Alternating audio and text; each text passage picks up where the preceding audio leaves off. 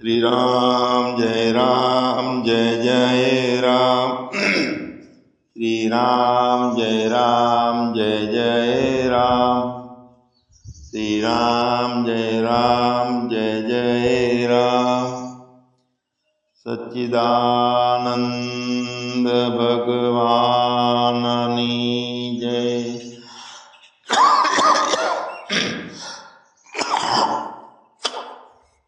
સદગુરુદેવની જય।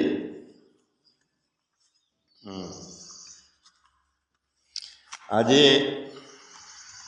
એ પ્રશ્ન એવો આવ્યો જ્યોતિમૈયાનો કે બુદ્ધિ છે તે પોતાનામાં રહે છે, પાછી વ્યવહારમાં આવે છે, ન્યુટ્રલમાં રહે છે, કોઈક વખતે સંગીય થઈ જાય છે।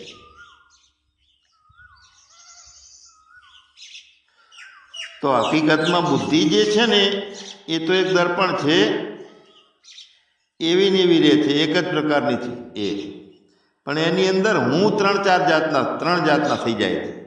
હું નોખા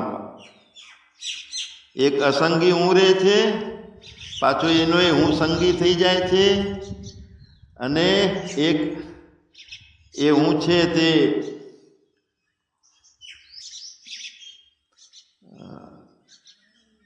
જે સત્ય સ્વરૂપે કુટસ્થ સાક્ષી છે એ રૂપે રહે છે। તો હવે એના ત્રણ પ્રકારના હું છે, ત્રણેય પ્રકારના હુંને નોખા સમજીએ। એક જીવાત્માનો હું છે, એક ચિદાભાસનો હું છે, ખાલી ચિદાભાસ, અને એક છે કુટસ્થનો હું। ત્રણેય હું છે એ હુંને સારી રીતે સમજીએ, અને પછી જે જ્ઞાનીનો વ્યવહાર અને અજ્ઞાનીનો વ્યવહાર એને થોડોક સમજીએ ને એટલે કાયમ નિત્ય સાક્ષી ભાવ રહે આપણો।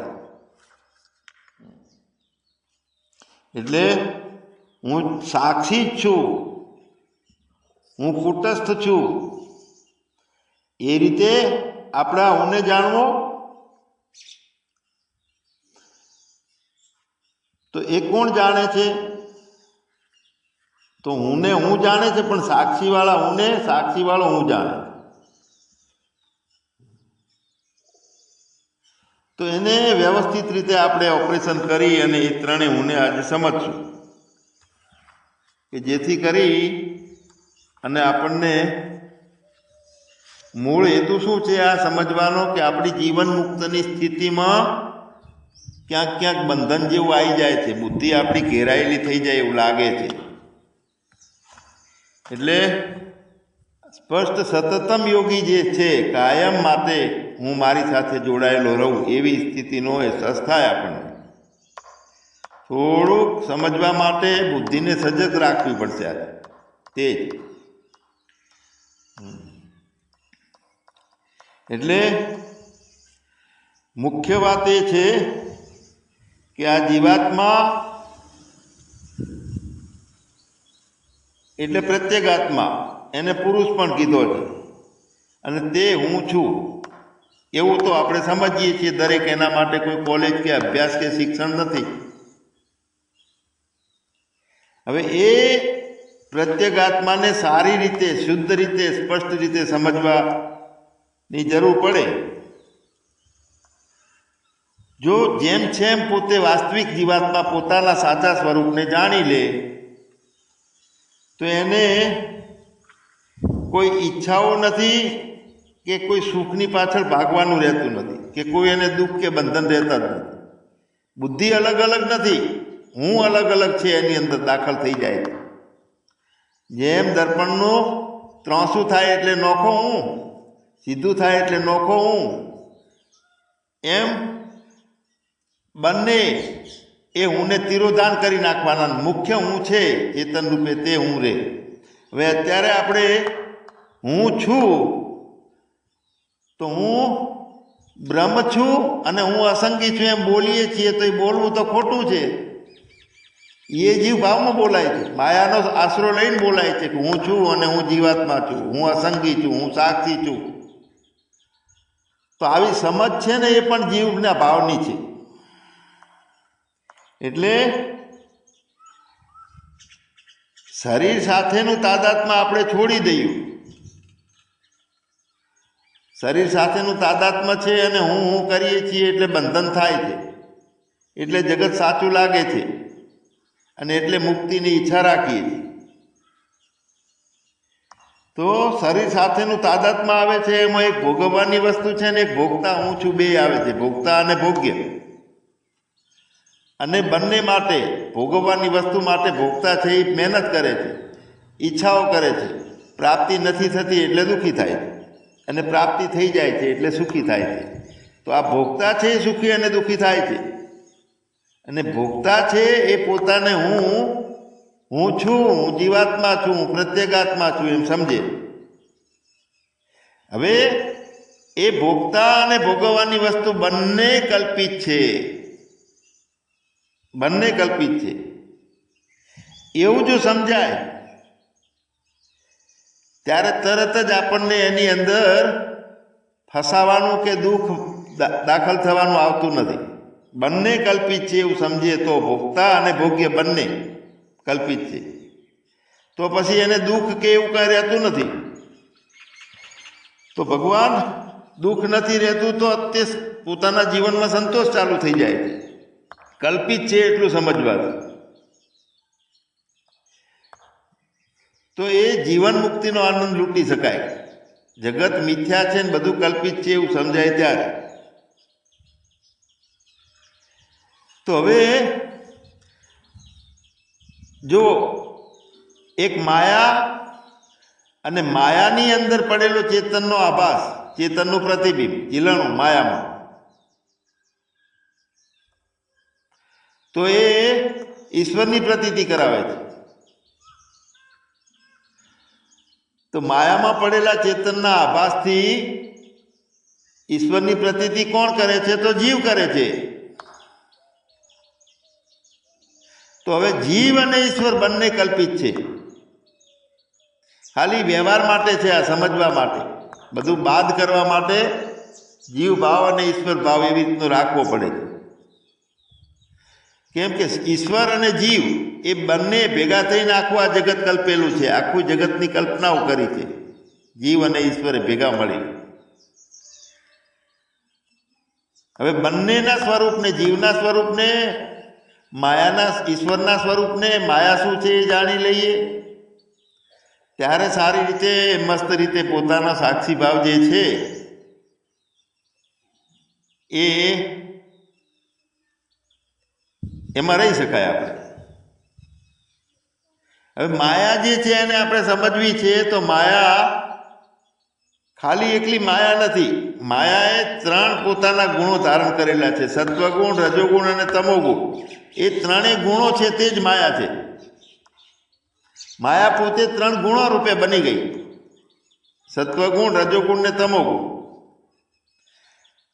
એટલે એને માયા કહીએ, પ્રકૃતિ કહીએ, મહત્તત્વ કહીએ, જે કહીએ. હવે શુદ્ધ સત્વગુણવાળી જે માયા છે એમાં જે ચેતનનો જે આભાસ પડ્યો છે તે ઈશ્વર. શુદ્ધ સત્વગુણવાળી માયામાં ચેતનનો પ્રતિબિંબ જે ઝીલાય છે તે ઈશ્વર, આભાસ પડ્યો છે તે ઈશ્વર. અને મલિન સત્વગુણવાળી જે માયા છે તો એની અંદર જે ચેતનનો આભાસ પડે છે ચેતનનો, તો એ અવિદ્યા છે. એટલે જેનું પડ્યું પ્રતિબિંબ અને જેમાં પડ્યું પ્રતિબિંબ, જો માયામાં પ્રતિબિંબ પડ્યું છે તો ઈશ્વર, અને મલિન સત્વગુણવાળી માયામાં એ પડ્યું છે તો એ અવિદ્યા, જીવ. એટલે બંને છે ચેતનના આભાસ. માયા ચેતનનો આભાસ છે અને ઈશ્વરે ચેતનનો આભાસ છે. એક શુદ્ધ સત્વગુણનો આભાસ છે અને એક મલિન સત્વગુણનો આભાસ છે. શુદ્ધમાં છે તે ઈશ્વર છે, મલિન સત્વગુણમાં છે તે જીવ છે. એટલે જીવ અને ઈશ્વર બંને માયાથી પ્રતીત થાય છે. માયાથી, એટલે માયાથી પ્રતીત થાય છે અને માયાના કારણે કલ્પિત છે. બે કલ્પિતપણું એનામાં કેમ આવ્યું? માયાથી આવ્યું. હવે ઈશ્વરે સૃષ્ટિ જે કલ્પી છે અને જીવે પણ સૃષ્ટિ કલ્પી છે, બંનેની સૃષ્ટિ અલગ અલગ છે.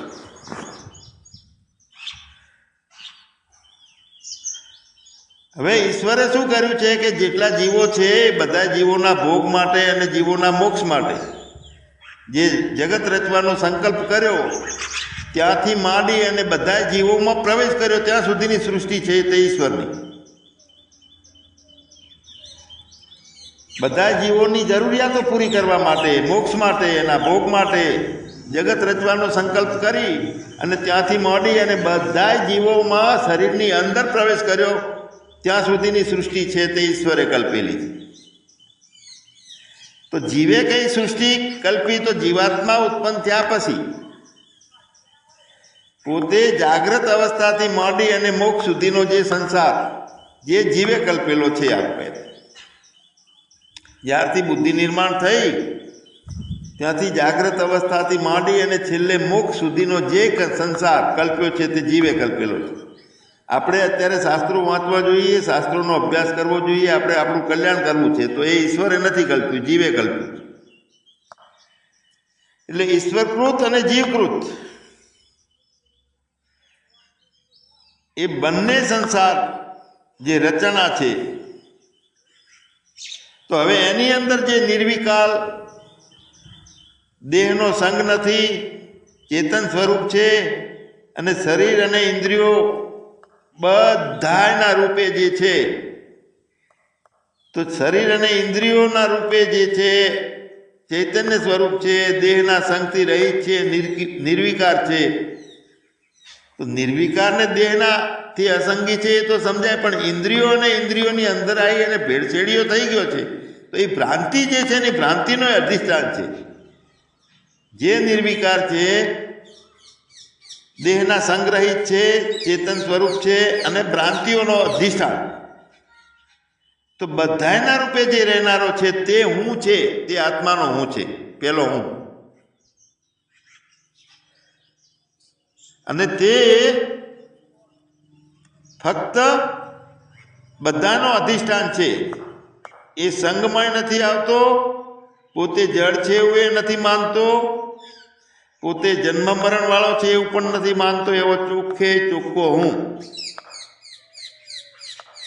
તો એ આત્માનો હું છે. તે આત્માની અંદર એ આત્મા ચેતનરૂપ આત્મામાં જળરૂપ જે અંતઃકરણો છે અને જળરૂપ જે બધોય પ્રપંચ છે. પ્રપંચ એટલે અંતઃકરણમાં ચેતન હું છું એવી રીતની ભ્રાંતિ કરી અને જેટલું ઊભું કર્યું છે હકીકતમાં કોઈ સાથે એનો સંબંધ નથી અને ભ્રાંતિથી ઊભો થયો છે તે બધો પ્રપંચ. પણ બુદ્ધિમાં પ્રતિબિંબ રૂપે થઈ અને એક ભાવ પામી ગયો, જીવ ભાવ.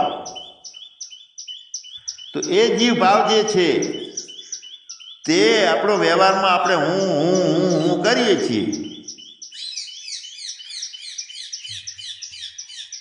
એટલે એની અંદર શું છે? જીવ ભાવની અંદર એમાં ચેતનનો સ્વભાવ છે અને અંતઃકરણનો દેહનો સ્વભાવ છે. બંને ભેગા થયેલા છે, જળ અને ચેતન મિશ્રિત છે. એટલે જીવનું અધિષ્ઠાન છે એ કુટસ્થ છે. કુટસ્થ તે જ ચેતન છે, પણ જીવનું છે અધિષ્ઠાન એટલે એને કુટસ્થ કહેવામાં આવે છે. તો જેમ ગુજરાત સરકારનો મંત્રી છે તે મુખ્યમંત્રી કહેવાય છે અને ભારત સરકારનો મંત્રી છે એને વડાપ્રધાન કહેવામાં આવે છે. તો સત્તા તો એ મુખ્ય તરીકેની જ છે, પણ ક્ષેત્રીય સત્તા થઈ એટલે મુખ્યપ્રધાન અને પેલો વડાપ્રધાન. એ રીતે અંતઃકરણમાં અને જીવ ભાવનો જે સાક્ષી અધિષ્ઠાન છે તે કુટસ્થ છે, પણ મુખ્ય જે ચેતન છે એ અને કુટસ્થ બે નોખા નથી. બેની સત્તા એક જેવી છે, બંને નિર્વિકલ્પ ને નિરાકાર. એટલે કુટસ્થ અંતઃકરણ અને અંતઃકરણમાં આવેલા કુટસ્થનો સ્વભાવ એટલે આભાસ, એ ત્રણેયનો જે સમૂહ છે એને જીવ કહેવામાં આવે છે, એને પુરુષ પણ કહેવામાં આવે છે. હવે આ બધી વાતો કેમ લીધી છે કે આપણે એક એકને નોખો પાડવો છે. એક તો જીવ ભાવવાળામાંથી જીવને નોખો પાડવો છે, તો ચિદાભાસવાળો હું રહેશે. ચિદાભાસ વાળા હુંને નોખો પાડશું તો કુટસ્થ વાળો હું રહેશે, શુદ્ધ બુદ્ધ અવિક્રિય અને સનાતન છે તે. તો અહીંયા આ ત્રણેયનો અભ્યાસ કેમ કરવો છે કે જ્ઞાની જ્યારે જ્યારે વ્યવહારમાં આવે છે ત્યારે હું બદલાય છે, બુદ્ધિ બદલાતી નથી, અને એ હું બદલાય છે એનો ખ્યાલ સતત રહે છે કે હું બદલણો ખરી, પણ એ હું એ મને વિકારી ના બનાવ્યો, મને દુઃખી ના બનાવ્યો. ત્રણેય હુંને સમજીએ કે વ્યવહારમાં ઉતર્યો છે હું તો ચિદાભાસની સાથે આવ્યો છે. જ્ઞાનીનો હું, અજ્ઞાનીનો હું છે એને સાક્ષી જડતો નથી કોઈ દિવસ, પણ જ્ઞાનીનો હું છે તો કોઈક વખતે ફક્ત ને ફક્ત કુટસ્થ રૂપે હું રહે છે, એટલે અસંગી રહે છે, અને કોઈ વખતે વ્યવહારમાં આવે છે તો ચિદાભાસ અને કુટસ્થ, એટલે કુટસ્થને છોડીને ચિદાભાસ વાળો હું રહે છે. તો એકલો કુટસ્થનો રીતે હું રહેવો એ જ્ઞાનીનો હું છે, અને ફક્ત ચિદાભાસ રૂપે હું રહેવો એ જ્ઞાનીનો હું છે. પણ ચિદાભાસ અને કુટસ્થ અને અંતઃકરણ ત્રણેય ભેગો થઈને હું રહે છે તે અજ્ઞાનીનો હું છે. હવે જે કુટસ્થ રૂપ અધિષ્ઠાન સાથે જીવ છે તો એને શું છે કે એને મોક્ષની પ્રાપ્તિ કરવા માટે સાધન કરવાનો હોય, ક્રિયાઓ કરવાની હોય, ઉપાસનાઓ કરવાની હોય, સ્વર્ગની પ્રાપ્તિ કરવી છે, નરકમાંથી બહાર નીકળવું છે, આવી રીતનો એ જીવ છે. કારણ કે કુટસ્થની સાથે છે. કુટસ્થ વગર હોય તો કોઈ જીવ કે કોઈની કાંઈ સત્તા રહેતી જ નથી. એટલે હવે જો એકલો ચિદાભાસ, એકલો જીવ, એનો અધિષ્ઠાન કુટસ્થ નથી અને એકલો જીવ છે, તો એને બહાર નીકળવું છે, જ્ઞાની થવું છે, એનો અધિકાર નથી થતો. કારણ કે ફક્ત જીવ ભાવમાં જ ફસાયેલો છે, એને ખબર જ નથી કે હું આત્માના કારણે આ જીવ છે. એટલે મોક્ષના જે સાધનો કરવા છે, જેટલા અનુષ્ઠાનો કરવા છે, એમાં એનો અધિકાર નથી. ખાલી એકલો જીવાત્મા છે તો ખાઓ પીઓ મજા કરો, કોઈ રિઝલ્ટ આવતું નથી જીવનનું એનામાં. અને જેટલી ભ્રાંતિઓ છે, હું છું, મારું છે, મારે જોઈએ છે, મારું લઈ લીધું છે, મારે કેવી રીતે બહાર નીકળવું, હું તો દુઃખી થઈ ગયો, મને તો જીવવાની ઈચ્છા નથી, આવું બધું જે વિચારે છે તો હકીકતમાં એની પાછળ કોઈક સત્તા છે, ત્યારે જ એનું જીવન છે. પોતે મનમાનીના નિર્ણયો કરી નાખે તો એની પાછળ સત્તા કોણ છે? એની સત્તાને માન્ય છે આ બધું આપણે જે બે એવા નિર્ણયો કરીએ જીવનના? તો ના, કોઈ સિદ્ધિ થતી નથી. અધિષ્ઠાન વગર કોઈ ભ્રાંતિ પણ સિદ્ધ થતી નથી. જો સાપની ભ્રાંતિ થાય છે અને એની અંદર દોરડાની અંદર સાપ અંદર રજૂ થઈ જાય છે, પાછો એ સાપ હાલતો ચાલતો દેખાય છે, તો દોરડું ત્યાં પડ્યું હતું અથવા પાણીનો લીટું અધિષ્ઠાન રૂપે હતું એટલે કલ્પણો સાપ એમાં. એની જગ્યાએ ઠૂંઠું હોત તો ભૂત કલ્પાત અંધારામાં. એટલે અધિષ્ઠાન હોય છે. જ્યારે આપણને જીવને મોક્ષની ઈચ્છા થાય છે, આગળ વધવાની ઈચ્છા થાય છે, જ્ઞાની મહાપુરુષના સંગની ઈચ્છા થાય છે, તો એ જીવાત્મા છે એ ચિદાભાસની સાથે અને અધિષ્ઠાન રૂપ કુટસ્થ આ ત્રણેય સાથે છે. એ રીતનું આપણે સમજી શકીએ છીએ. ત્રણમાંથી એકે નથી એવું નથી. અજ્ઞાની એમ સમજે છે કે કુટસ્થ જેવું કાંઈ નથી, હું જ છું, બધું ભેળું થઈ અને દુઃખી થયો છું, જન્મો છું, હવે મારે આપઘાત કરવો છે, હું તકલીફમાં છું. તો એ ભાન ભૂલેલો છે તો એ પોતે પોતાને જીવાત્મા માને. તો અધિષ્ઠાન સાથે જીવ એ સંસારી છે, કરતા ભોગતા છે અને અનેક પ્રકારના સ્વભાવવાળો છે, તે જીવ ભાવ છે અધિષ્ઠાન સાથે. હવે એક છે કુટસ્થ, એક છે ચિદાભાસ ને એક છે જળ ચેતન મિશ્રિત પોતાનું જીવપણું દેહ સાથેનું.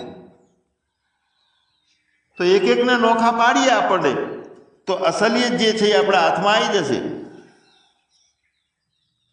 હવે અધિષ્ઠાન ચિદાભાસ રૂપ જે જીવ છે અને એ કુટસ્થની સાથે એટલે અધિષ્ઠાનના સાથે છે, પણ એ સૂક્ષ્મ શરીર સ્થૂળ શરીરની ભ્રાંતિની અંદર ફસાયેલો છે. એટલે સૂક્ષ્મ શરીરનો આશરો લે છે. થોડો જ્ઞાની હોય તો સ્થૂળ શરીરનો આશરો નથી લેતો, નહીંતર સ્થૂળનો આશરો લે કરે. તો ભ્રાંતિના અંશનો આશ્રય કરે છે ત્યારે હું સંસારી છું, હું કરતા ભોગતા છું, હું દુઃખી છું, હું સુખી છું ને આ દુઃખમાંથી નથી નીકળાતું, એટલે ખોટા ભ્રાંતિના નિર્ણયો ધારણ કરે છે. એટલે એવું અભિમાન ધારણ કરે છે કારણ કે ચિદાભાસ રૂપ જીવ અધિષ્ઠાનના અંશ સાથે છે અને જીવ ભાવ અંદર પરોવાયેલો જ છે. એટલે સ્થૂળ સૂક્ષ્મ અને શરીર આ બંને શરીરના ભ્રાંતિનો આશરો લે છે અને હું સંસારી છું એવો સંસ્કાર એની અંદર પહેરેલો છે. એટલે એ પ્રકારના અભિમાનો ધારણ કરી લે છે. હવે જ્યારે ત્રણેય શરીરરૂપ ભ્રાંતિનો અંશ એ ત્રણેય શરીરરૂપ એટલે સૂક્ષ્મ સ્થૂળ અને કારણ ત્રણેય શરીરનો તિરસ્કાર કરી દે, એટલે કે બધું મિથ્યા છે એવું સાચી રીતે મિથ્યા છે એવો રીતનો નિશ્ચય કરી લે તો એનું કામ થઈ જાય. પણ એ નિશ્ચયનો અનાદર કરી નાખે છે. પોતે મિથ્યા છે એવું નથી માનતો, સાચું છે એવું માને છે. તો આ વખતે કયો હું? તો એ વખતે અનાદર કરે છે ત્યારે હું છું એવો જે નિશ્ચય થાય છે, જીવ ભાવ સાથે હું છું એવો નિશ્ચય થાય છે. અને જ્યારે ત્રણેય શરીરો નો અનાદર કરી નાખે છે, સૂક્ષ્મ સ્થૂળ અને કારણ ત્રણેય શરીરનો અનાદર કરે છે, ત્યારે તો સાક્ષી વધે છે. તો એ વખતે કુટસ્થનું પ્રધાન મુખ્ય હું પણ રહે છે, સાક્ષીનું હું પણ રહે છે. અને તે હું છું એવો નિશ્ચય થાય છે. અને એ હું છું એ સાક્ષી હું છું એવો નિશ્ચય થાય છે ત્યારે હું ચેતનરૂપ આત્મા અસંગ છું એમ એ પોતાને જાણે છે. હવે સાક્ષી અસંગરૂપ હું આત્મા છું એમ જાણે છે, પણ એ છે તો ભાવ જીવનો જ. ભલે એને સૂક્ષ્મ શરીર સ્થૂળ શરીર અને કારણ શરીર ત્રણેયનો તિરસ્કાર કર્યો, અનાદર કરી નાખ્યો. એટલે પરોક્ષ જ્ઞાનની રીતે હું ચેતનરૂપ આત્મા છું, અસંગી છું અને હું આવું બધું જાણ્યું કોણે? તો એ જીવ જાણે છે. એટલે હું ચેતનરૂપ આત્મા અસંગ છું એમ તે જાણે છે. તો એ જીવ જાણે છે એના બદલે જ્ઞાનીને એવી રીતનું ખરેખર એને નિશ્ચય કરી નાખ્યો છે કે ત્રણેય શરીરો મારામાં નથી. અવિકારી અસંગ આત્મા હું છું એવા અહંકાર વાળો જે છે, આત્મા તો અહંકાર વાળો હોઈ શકે નહીં કે ત્રણેય શરીર વાળો હું છું એવું કહી શકે નહીં. તો એની શંકા એક રહે છે આપણને. તો અસંગ હું તો એ પણ હું છે. અને એ અસંગ એટલે હું એવા શબ્દના, હું એવા વૃત્તિ જ્ઞાનના જે વિષય થતો નથી. અસંગ એટલે કોઈ વૃત્તિનો વિષય થતો નથી. અને પોતાનું હોવું છે, આત્માનું હોવું, એમાં અહંકાર છે નહીં. અને છતાંય અસંગ છું એમાં વૃત્તિ પણ બનતી નથી.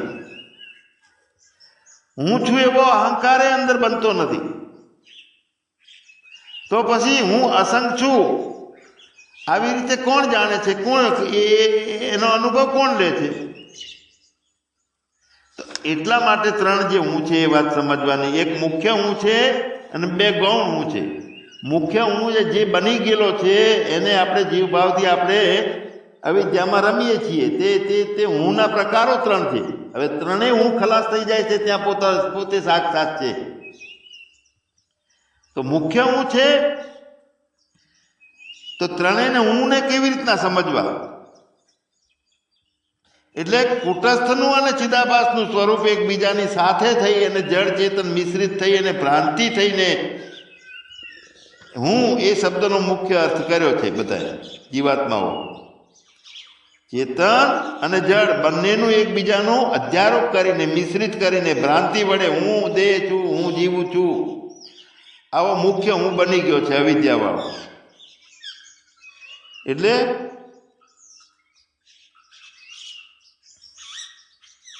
એ એકરૂપ થઈ ગયેલો છે. જળથી પણ ચેતન એકરૂપ છે ને ચેતનથી જળ એકરૂપ છે અને વિવેક વગરનો છે. તો વિવેક વગરનો જે છે પોતાનાથી નોખો કરી શકતો નથી વાસ્તવિક આત્માથી, તે વિવેક વગરનો છે. અને ત્યાં જે હું શબ્દનો ઉપયોગ કરાય છે તે મુખ્ય હું છે અવિદ્યાવાળો. હવે બાકીના ગૌણ હું જે છે ને છે તો હું, પણ એ બંને જ્ઞાનીના છે.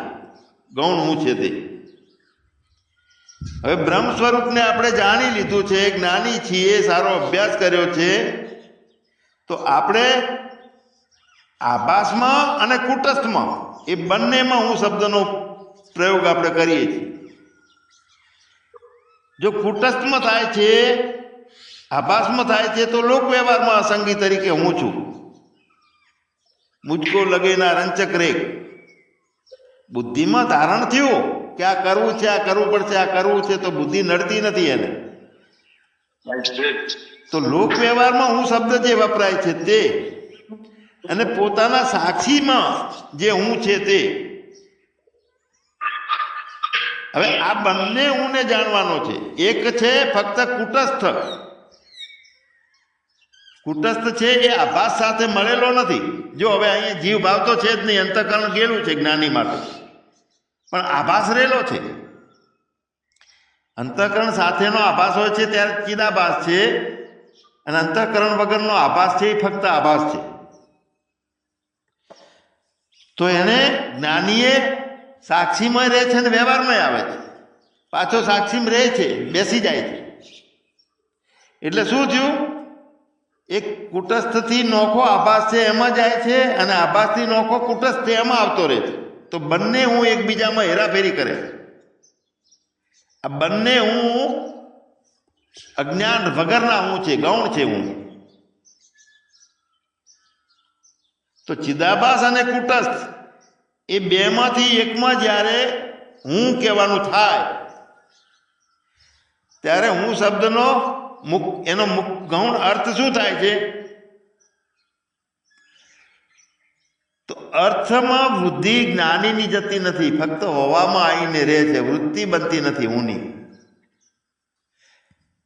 લોક વ્યવહારમાં જ્ઞાની જાય એટલે ફક્ત ચિદાભાસમાં હું શબ્દનો પ્રયોગ કરે છે. હું છું, હું છું, હું છું, તો એ સમજતો હોય છે કે હું જીવ નથી એમ. એટલે લોક વ્યવહારમાં હું શબ્દનો પ્રયોગ કરે છે, તો લોક વ્યવહારમાં ચિદાભાસનો હું રહે છે, અને વૈદિક વ્યવહાર છે એમાં ફક્ત કુટસ્થ રહે છે, સાક્ષી રહે છે. હું શબ્દનો પ્રયોગ કરે છે કે મેરા સતચિત્ત આનંદ રૂપ કોઈ જાણે રે. તો એ વખતે જે પરમાર્થ રૂપે હું છે એનો પ્રયોગ આપણે સમજાવીએ કે હું આવ્યો એમ. અને જ્યારે આભાસમાં પ્રયોગ કરે છે કે ભાઈ આ ચલો અમદાવાદ આપણે આ કામ પડ્યું છે, જતાઈએ, પણ જવું આવવા પણ પોતાનામાં નથી, પણ લોક વ્યવહાર માટે એ હું શબ્દનો ઉપયોગ થયો. તો ચિદાભાસ અને કુટસ્થ એ બંને એકપણું છે એમાં, તો એના કારણે બધા મનુષ્યના વ્યવહાર બને છે. હવે હું શબ્દનો મુખ્ય અર્થ જે છે તે જ સમજી લઈએ. એકલો ચિદાભાસનો હું છે એને સમજી લઈએ, ને એકલો કુટસ્થ હું છે એને સમજી લઈએ.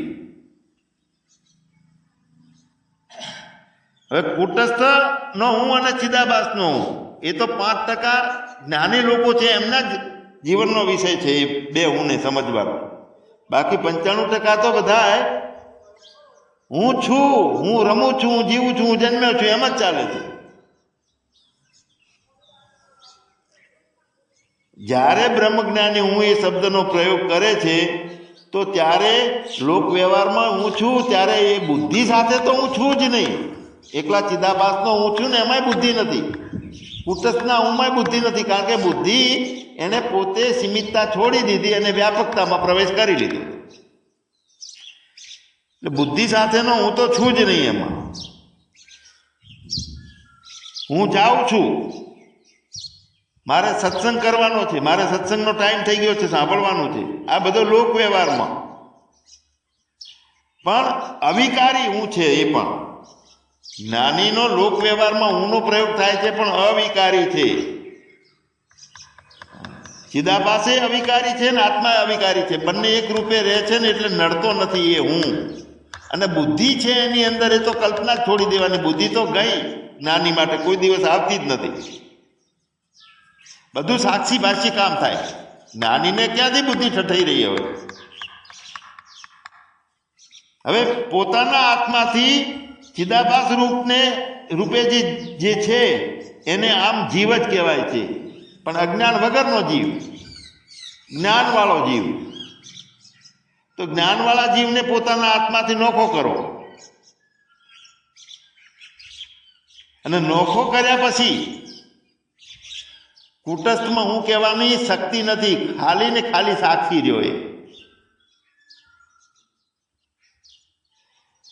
હવે ચિદાભાસને પૂર્ણ જ્ઞાન થઈ જાય છે, બોધ થઈ જાય છે, ચિદાભાસ હાથ ધર કરી નાખે છે, ત્યારે સાક્ષાત પ્રાગટ્ય થાય છે આત્માનો, આત્મ સાક્ષાત્કાર થાય. ચિદાભાસની અંદર હું છે એ ફસાયેલો છે, એટલે ભ્રાંતિઓમાં ફરે છે, જગતને સુધારવા મથે છે, તો બગડી ગયું છે એની ચિંતા કરે છે. તો ચિદાભાસને છેલ્લે બોધ થાય. જીવાત્માને તો બોધ થયો એટલે પોતે સમજ્યો કે ભાઈ આપણે આત્માને જાણવો જોઈએ, એટલે શુભેચ્છાઓ ચાલુ થઈ ગઈ.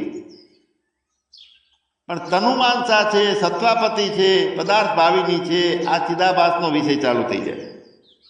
અને ચિદાભાસને પૂર્ણ બોધ થઈ જાય છે, કારણ કે ચિદાભાસ સ્વરૂપ છે એ જીવ છે, એની અંદર અંતઃકરણ નથી. કુટસ્થ અને ચિદાભાસ બંને છે. કુટસ્થ, ચિદાભાસ અને અંતઃકરણ ત્રણેય થાય છે ત્યારે પૂર્ણ અજ્ઞાની જીવ. હવે હું સંગ્રહિત છું, હું સંગ્રહિત છું, હું ચેતન આત્મા છું, હું નિર્વિકાર છું. તો એ શબ્દો હુંના જ નીકળે છે, હુંમાંથી નીકળે છે, પણ લક્ષણા કરાવે છે. એ શબ્દો આપણા આત્માનું લક્ષ કરાવે છે, એટલે સાક્ષાત્કાર કરાવે છે. એટલે ત્રણેય હુંને જાણ્યા હોય તો જ્ઞાનીપણું, અજ્ઞાનીપણું આ ધર્મ આત્માના આભાસમાં છે, બધા ચિદાભાસના છે, પણ શુદ્ધ આત્મા નથી. અને શુદ્ધ આત્મા હું કુટસ્થ છું, સાક્ષી છું, એવું કેવી રીતે પોતે જાણી શકે? તો ના, કંઈ જાણવાનું છે જ નહીં. એમાં વ્યવહારમાં આવે છે બોલવાનું, પોતાનું હોવું છે, એના સિવાય બધું ફોક છે. એટલે ચિદાભાસપણું છે એનું મિથ્યાપણું, એટલે કે કુટસ્થપણું, અવિકારી પોતાના હોવું એ જ છેલ્લે બાકી રહે છે. અને જે પોતાનું હોવું, અવિકારી હોવું, અજન્મા હોવું, એવું રહેવાથી જે ચિદાભાસ છે તે પોતે કુટસ્થ રૂપ બની જાય છે, અને ચિદાભાસને બોધ થાય છે એટલે કુટસ્થની આંગળી પકડી લે છે, કદી એ છૂટો પડતો નથી. અને એ મુખ્ય સ્વભાવવાળો છે. અને મતલબ કે ચિદાભાસનું વાસ્તવિક રૂપ જે છે એ કુટસ્થ જ છે, પછી બે રહેતા જ નથી. તો ચિદાભાસની અંદર લોક વ્યવહાર જ્ઞાનીનો હોય છે અને અજ્ઞાનીનો અજ્ઞાન હોય છે ચિદાભાસ સાથે, તો એ સુખી દુઃખી થાય. પણ લોક વ્યવહાર જે છે એ સાચું માનીને બેઠા છીએ, પણ ચિદાભાસમાં છે. ચિદાભાસ જ્યારે કુટસ્થ રૂપે રહે છે, એક રૂપે રહે છે, ત્યારે બધું મિથ્યા છે એવું સાચું સમજાય છે ને આત્મ સાક્ષાત્કાર થાય છે. સચ્ચિદાનંદ ભગવાનની જય. હા, માથું દુપાડી દીધું કે